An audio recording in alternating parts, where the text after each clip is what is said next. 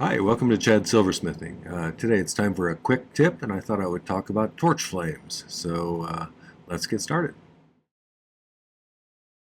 So this is one of my design idea sketchbooks that are available on my merch store. There's a number of different types. This one has ring size formulas and charts and things about how to get the right size on a ring. It's a pretty useful one. There's also some that have some useful conversion charts like gauges to inches to millimeters, and that's useful for a lot of people overseas who don't use gauges. So there's a number of different designs with all sorts of different useful information. The real feature in them I like is the dot matrix in the background on the pages. That allows me to draw better pictures, and it's nice to have a record of the various projects that you've made. I don't have very many in this one yet, just the first one. Today we're just doing a tip, so we don't have a picture so much. But get yourself one or two of these. It's a great way to keep a record of what you've done, and so you don't have to invent the wheel each time you want to do something similar. So I had a general idea of the different temperatures of these torches, and I've looked them up before, and I looked them up again just to make sure I was in the ballpark. And so these are from various places online. But the different types of torches most people end up with when they start, they either, three gases are the typical ones. Some people do some things with natural gas or hydrogen, stuff like that. But for the most part, jewelry people will start off with either propane, butane, or acetylene. So, and they all burn at different temperatures, which is why I wanted to mention this before we got into stuff about the flame itself. So propane torches just by themselves, like this plumber's torch here, this is a Benzomatic, I think, or some knockoff. No, this one's a Benzomatic, which is a real common brand for these kind of things. They're cheap. Propane, the gas that runs those, burns at 3,500 degrees Fahrenheit roughly. In Celsius, that's 1927 degrees. And that's just using the oxygen in the atmosphere as the oxidizer for the flame. It just pulls in natural air and mixes it with the propane. If you get a torch where you can put an oxygen tank on it as well, that pumps the temperature up to about 5,000 degrees Fahrenheit. And that's 2,760 roughly in Celsius. Butane, I don't know why I did this in this order, but let's talk about butane next. Butane is one of the ones that a lot of people start with because these miniature torches like this are super popular and a good way to get into it if you want to start with small stuff. There's a little limitation on the size of the piece you can do with these, and even with those propane torches. But these are a great way to get started. But the temperature, they use butane gas, which you load into the bottom here. And that burns at 3,200 degrees Fahrenheit, which is a little bit lower than these other ones. And that's 1,760 degrees Celsius. So if you're using acetylene, which is what I use primarily, if you run it just with atmospheric air, it's 4,700 degrees, or I always heard 4,500, but when I looked online I saw 4,700. That's about 2,593 degrees Celsius. If you put pure oxygen into the flame with a second tank, it's 6,000 degrees or so. So it's a significant jump in temperature. And that's 3,315 degrees Celsius. So you can see the pretty broad range of temperatures you can get from different torches. A lot of people start with this or this and then eventually move on to one of these two. And I use an acetylene air torch most of the time, which is kind of my favorite for working with silver. But everybody has their opinion on which ones are the best. Like I said, these two are a little bit limiting on the size of a piece you can do, unless you have oxygen pumped into this one. I've never seen a butane torch where they put oxygen into the flame as well, so they may exist, but if they do, I don't know about them. So anybody can tell me in the comments if they've heard of something like that. I don't know. They make lots of propane oxygen rigs, though, and so that's a feasible one to start with, too. So let's talk about the actual flame of the torch. Okay. And I'm going to draw a little picture here, and you get to see my amazing artwork. Usually, most torches that we use for metalsmithing will have a sharp little blue cone flame that comes right out of the middle of the torch head, no matter what kind of torch head it is.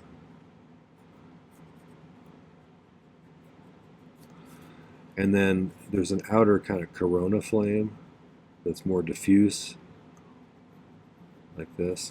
And this one's usually blue. This one's usually yellow or white or kind of translucent yellow. But we're going to be talking about the different parts of this flame and which ones are the most useful for what we're doing here. There's two main points I want to make about it. One is that this part of the flame right here, the tip of the blue cone, that is the hottest point in the flame, right about there. Okay, because it's got all this heat focused right on that tip of that blue flame. And so knowing that allows us to use it as efficiently as possible in order to pump heat into the piece of metal that we're trying to heat up. When I first started doing this, I was a little bit afraid of the torch, just like most people. One of the things that's a little scary when you're a beginner is getting the flame really right up against the piece there, because we're afraid of melting it, knowing that these things get up to these high temperatures, and sterling silver melts about 14 or 1650 degrees Fahrenheit or so. It's normal to be a little bit afraid of getting that close to the metal. However, holding it too far back oftentimes it makes it so that you are never able to get your solder to flow, and so that's a bad deal. Holding it too close also causes a problem because you're dispersing this cone here and it's not focusing the heat where you want it to be on the metal. It's kind of spreading it out more widely and it doesn't heat as efficiently. The best way to do it is to show you. Before we do that though, the only other thing I wanted to say about the flame itself is adjusting the size of the flame will also increase the amount of heat it's pumping out and how quickly it's pumping that heat out. So that is something to keep in mind when trying to get just the right size torch flame to heat the piece most efficiently, if that makes any sense. So I'm going to use a charcoal block to demonstrate what I'm talking about here. So I'm going to go ahead and adjust the flame like this. I got maybe a 3/4 of an inch blue flame on there, and you can see it's got a nice sharp tip there, right there. So if I stick something in that tip right there, it'll turn that metal bright red pretty quickly because it's right in front of that focal point of the heat. And that's kind of a good thing to know. One of the things with silver, and I've said this in many videos, but one of the things about silver is that you need to get the entire piece up to temperature in order for it to solder very well. And in order to do that, it's ideal if you can get it up to that temperature quickly but evenly. And so you'll watch when I put this flame right above this charcoal block, it'll start to get bright red right in the middle there. And that's an indicator of how hot that charcoal pan has gotten. So tendency as a person who just starts using these kind of torches, whether it's this kind or one of the other ones, is, like I said, is to hold it too far back, and you see it doesn't get near as red. So you're not getting the heat into that as efficiently as if you held it closer. Does that make sense? Now, sometimes people have trouble when they're starting getting the solder to flow, and that has to do with a number of different factors. In fact, I have a really good video up there that's pretty popular that has to do with the 5 things you should think about when you're soldering as a beginner. And this involves some of that, but the tendency is, if you're not getting things to flow right, is to move it really close to them. But if you see, I don't know if you can see on the camera, but there's a circle of darker color in the middle there where I'm squishing that blue flame into the pad like that. So it actually works against you to do that because that's a cold spot in there. So you're not going to heat things as efficiently if you're splashing that blue flame out like that. So it's good to keep it right above the thing you're trying to heat so that the tip isn't squished. I want to talk about a couple of things I see people do sometimes with these that make it so that they're not using the flame as efficiently as they could. There's basically 3 things you want to think about while you're using the flame. The distance you have it from the metal, the movement you're doing with the torch, and the time that you're applying the heat to the metal. Let's do this for example. Like I said a minute ago, one of the key features of soldering well is getting the entire piece, or all of the components, up to the temperature you want them to be, so that they reach that flow temperature of the solder at about the same time. And so heating the whole thing evenly is important. So if this was shaped some other way than just linear, I'd want to keep moving it over the entire piece, right? But since it's linear, I can just kind of go back and forth.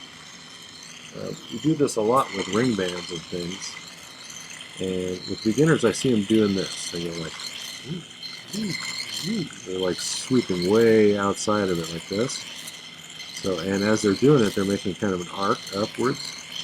And so they're distancing the flame from that piece on either end for a brief period of time, and that's going to affect how long it takes to get that piece of metal up to the temperature. The reason being, silver loses heat just as quickly as it gains heat, so it doesn't maintain the heat for very long. So when you're doing this, it's getting hot briefly and cooling off, getting hot briefly and cooling off. If you're going back and forth and never letting it really get to cool off, you're heating it a lot more efficiently. You'll see it starts to get kind of that dull red color pretty quickly. So doing these broad sweeps like that is a no-no. That doesn't help you very much. It works against you. So, same way, like I was talking about, when you're heating a piece of metal from way back here because you're afraid to melt it, a lot of times what you're doing is you're just turning the metal really black like that. It's called oxidizing. And when you oxidize the metal, the stuff you're trying to stick it together with, solder, it doesn't want to stick to silver oxide on the outside. Okay? Again, the other thing that people do, they get too close, they're doing this, and they end up melting part of it because they're dispersing the flame really kind of in a weird way. You know, or they'll sit in one spot too long, and that'll melt just that spot because this side's acting as a radiator.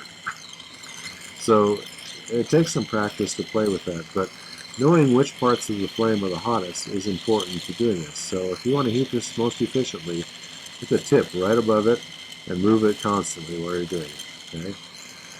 A rule of thumb, if you're trying to solder something and it's taking more than about 30 seconds for it to reach the soldering temperature and it just won't get there, there's something wrong and you need to address it.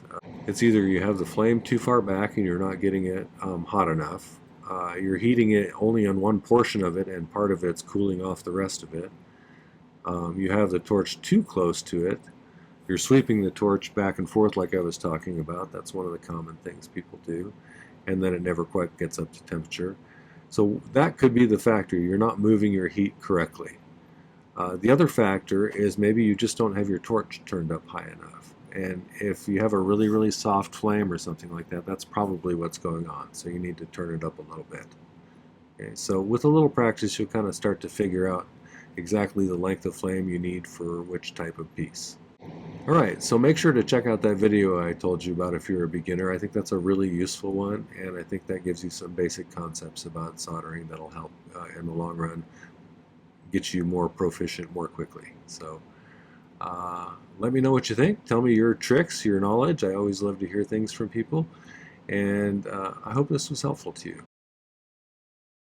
Okay, that was a little bit about torch temperatures and torch flames. I hope you found that interesting and useful. If you did find that useful, it would be great if you'd hit the like button before you left. That really helps my channel's growth, and I do appreciate that. I'd also love it if you'd leave a comment. I always love to hear people's input or suggestions, or they're sharing their knowledge. All that stuff is great. So leave a comment if you'd like. And make sure to visit my main channel page on YouTube. I have over 660 videos now. I put out 3 per week, and that's on Tuesdays, Thursdays, and Saturdays. There's a constant stream of good quality information coming out of there, I hope. And I think you'll find it useful. And if nothing else, there's lots of projects over there for you to check out and maybe try. So visit my page, subscribe to my channel. It doesn't cost anything, and it helps you to find my channel really easily. So that'd be great if you did that. I wanted to thank a couple of groups of people. My patrons over on Patreon are my core group of supporters. They have not only provided me with some financial help, they have created a lovely environment over there full of talented people who are also knowledgeable in different ways than I am. And so we can kind of share ideas and talk about what we're working on, show each other our projects. It's really a nice community, and I wanted to thank them for making it that way. So thank you, patrons. You're awesome. The other group are my YouTube subscribers, and we just passed 29,500, so we're getting real close to 30,000. So if you know anybody who might be interested, please share my channel with them. But thank you, YouTube subscribers, for being such a cool group. I really appreciate the nice comments, the video suggestions, telling me how you do things. I always love to learn new things from people, so thanks for sharing those things. Thank you also for the kind contributions, the Buy Me a Coffees, the super thanks, the merch purchases, buying my ebooks. All of that stuff makes my channel sustainable, and I appreciate the help that way. The video description down below has information about this video, but it also has some links that are important. There's a link to my Patreon if you want to find out more about that community. There's a link to my merch store if you want to get yourself a nice design idea sketchbook or some other merch. There's mugs and t-shirts and magnets with information on them and stuff. And there's a link to my newest ebook, which is a guide to 2025's tutorials. I did 170 plus last year, and it's put together into an ebook where there's a page for each of the videos that I did last year that includes a link to the video. It includes a picture of the sketch I drew, a picture of the final outcome, a list of materials, stone information if it had a stone, difficulty rating, and notes that I took about the project, things I might have done differently if I was to approach it again. Things I might have learned, or whether I even liked the outcome of the project. Not always do you get exactly what you had in your head. So get yourself one of those. It's a great way to have a ton of projects right at your fingertips, and a nice way to support my channel. You can even get a triple book where you get one from 2023, one from 2024, and one from 2025 as a package on my Fourth Wall merch store, which is the store that's linked to my YouTube channel here. So look for the link where all three of them are included, and you get $15 off a package deal like that. So thanks in advance if you do that, and thanks for watching today. Take care. Happy silversmithing.